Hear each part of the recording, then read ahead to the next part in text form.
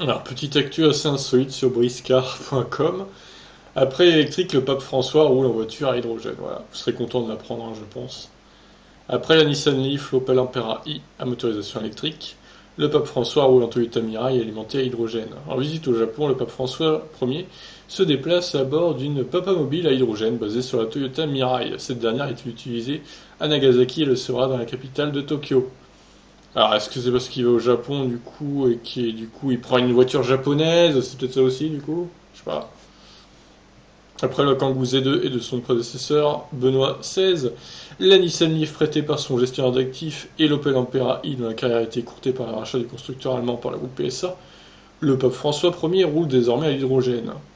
Lors de sa visite officielle au Japon, le souverain pontife est monté à bord d'une Toyota Mirai spécialement personnalisée et transformée pour l'occasion. Une Papa mobile zéro émission, employée à Nagasaki où s'est tenue une grande messe dans le stade de baseball, et qui le sera également lors de son déplacement dans la capitale à Tokyo.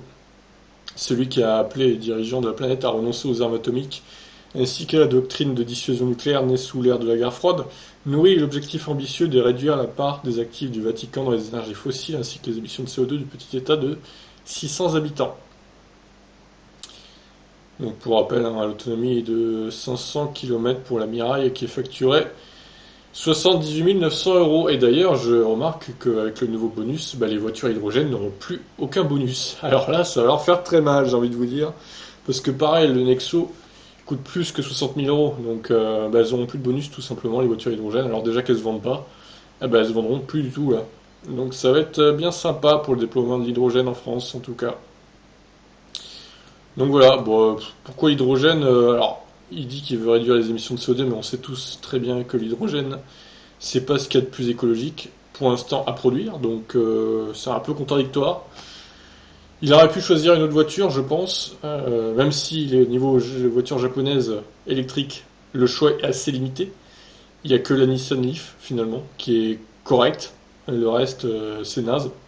Donc donc si vous voulez une japonaise à haute autonomie, oui, il valait peut-être mieux prendre une hydrogène pour le coup.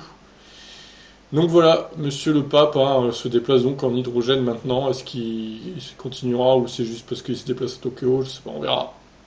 En tout cas voilà, c'était la petite actu religion de la semaine. Sur ce, je vous laisse réagir. Ciao.